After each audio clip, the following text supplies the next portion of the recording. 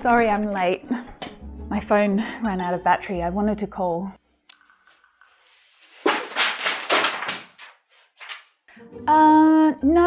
No questions. I'm pretty keen to get out of here.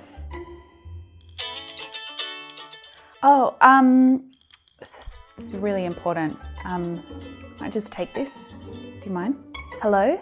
Oh, hi, Mum. Hello, I'm Emma from mmmEnglish. Today, we're going to be talking about going to a job interview.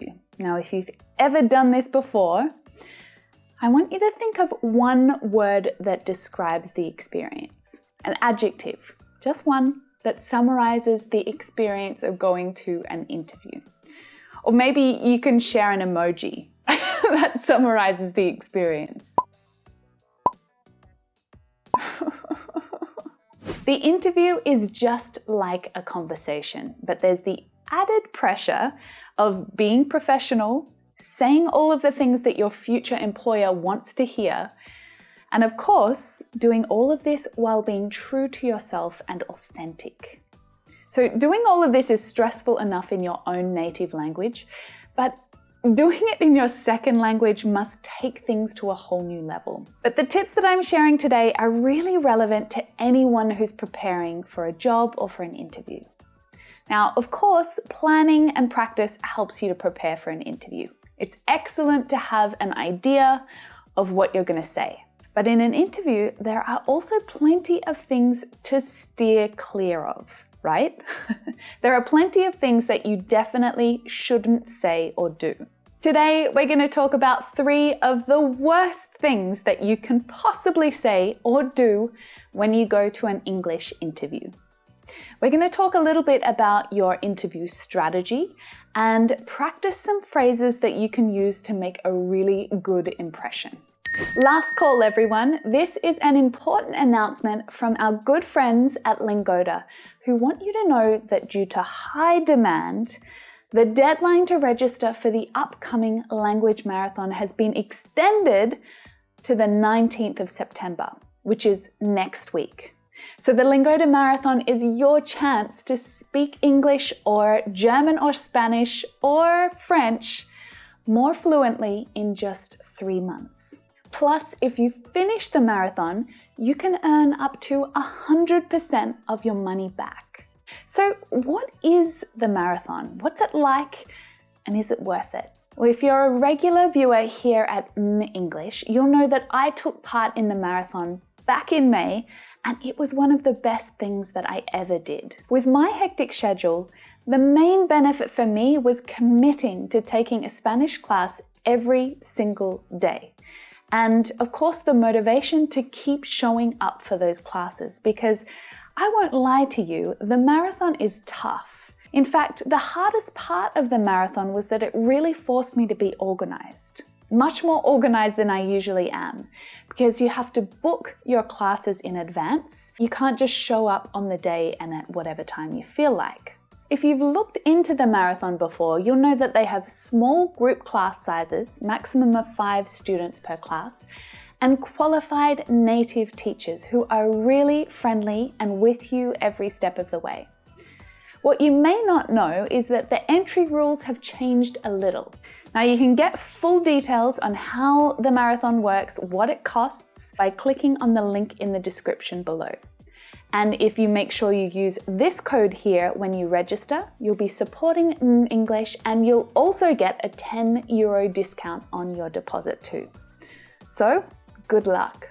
All right, now I want to talk very quickly about the 2 roles that people play in an interview. The first is the person who is asking all of the questions. We call them the interviewer. The interviewer. And then there's the person receiving the questions and answering them. We call them the interviewee. Okay, that's you, the interviewee. So when I interview a new teacher to join my team, I'm the interviewer and they are the interviewee.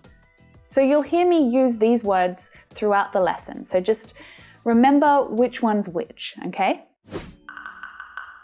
One of the worst things that you can say or do in an interview is be apologetic. To be sorry about something that you just don't need to be sorry about. Sorry, I'm late. Sorry, my English is really bad. Sorry, I'm feeling really nervous.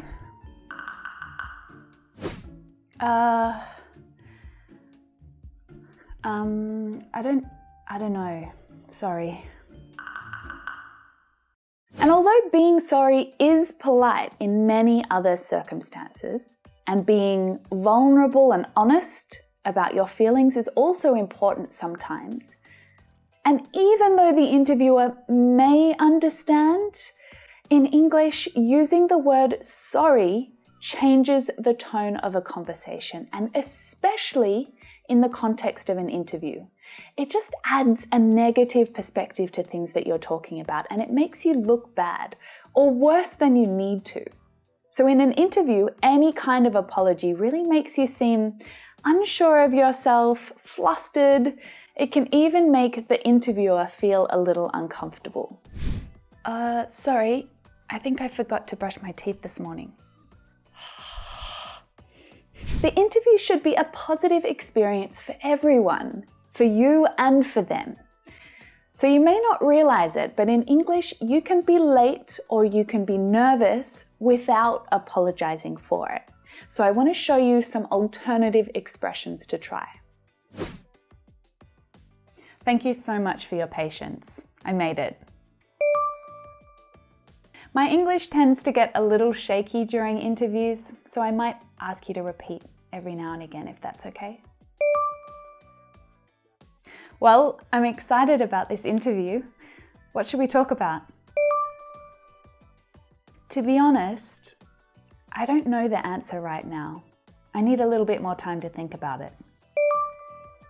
Can you see the difference? We're responding to exactly the same situation, but we're doing it in a much more positive way. So practice these expressions a few times so that you've got them ready for action, just in case you need them during your interview. And if you're really feeling like you need to apologize for something, then don't say sorry.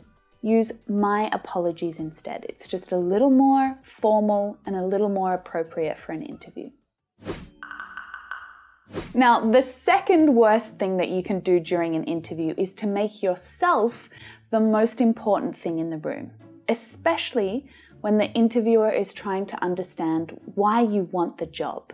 So tell me, Emma, what motivated you to apply for this position? Well, my grandma's really sick and I have to help pay for her hospital bills, so I really need the job. Oh, my current boss is a total nightmare. I can't wait to get out of there. Well, I want to learn more about marketing because I want to launch my own business, and I feel like I can do that sooner if I, learn from you guys. You guys have got such great marketing. Actually, I've already got a job, so it's not that I need it. But I've got a bit of spare time during my week and this job could be a good filler.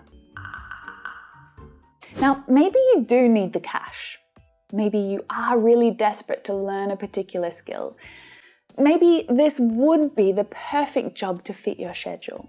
But please don't tell them that, right? Save these kinds of comments for the conversations that you have with your friends after the interview. Try to avoid saying, I want or I need during an interview. It's not about you, okay? The interviewer is a lot more interested in what you can do for them rather than how the job is going to benefit you. So when you're talking about why you want the job, make sure you talk about how your goals and your ambitions can be valuable to them and what they want. So let's look at a few different alternatives. I just love the story and the concept behind this brand. I'd love to contribute to the growth of such an exciting company. Well, I learned a lot from my last employer, and I really think that I can apply those skills to this role and get a great outcome for you guys. Actually, this place seems like somewhere where my skills would be a great fit, and I'm excited to take on some new challenges too. This position seems really interesting. I'd literally rearrange my schedule for the chance to be involved. Can you see the difference? When you express these types of attitudes, most interviewers would feel excited and optimistic about the contribution that you can make to their team. And finally, the third worst thing that you can say or do during an interview. All right, well, before we wrap things up, do you have any questions that you'd like to ask me? No questions. No. I think I've got a pretty good understanding. Questions. No, not really. No. So, what exactly do you guys do around here?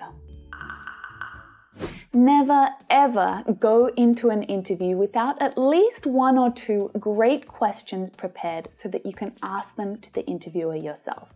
This is your chance to become the interviewer for a few minutes. And even if you don't have any specific questions, that shouldn't stop you from at least showing interest and asking questions. This is how we show interest in other people. And in the context of an interview, that is exactly what you need to be doing. You want to show interest, you want to be curious about the job. So, are you married? Have you got kids? That's too curious, but curious and interested enough to generate some good discussion about the interviewer, about the company that they work for, or about the position. So the best way to do this is with open-ended questions. An open-ended question is one that the person answering can't answer in just a few words, okay? They need to explain or express something, give an opinion, a perspective, or a reason. Closed questions are answered with yes or no. Do you like working here? This is a closed question, right? It's limited. But what motivates you to keep working here is an open-ended question. All right, can you see the difference? The answer is going to be much different. So I want you to practice these ones with me. Sure, I've got a few questions. What's the work culture like here? Actually, yes. How would you describe the management style here? Yes. I was wondering what the company's 5-year plan is, and how does this role fit into it? Yeah, I've got one more question. What kinds of opportunities are there to learn and grow in my role? What's the company's position on professional development? So questions like these, open-ended questions, allow you to direct the conversation to the interviewer and give yourself a bit of a break from being under the spotlight. So that was 3 things that you should definitely avoid during interviews. So while you're preparing for an English job interview, I want you to make sure that you consciously try to avoid those different scenarios. Now, have you got any advice about what to say or perhaps what not to say during an interview? I'd love to hear about it, so make sure you share it in the comments below. And if you enjoyed this lesson, make sure you let me know by giving it a like and leaving a comment down below.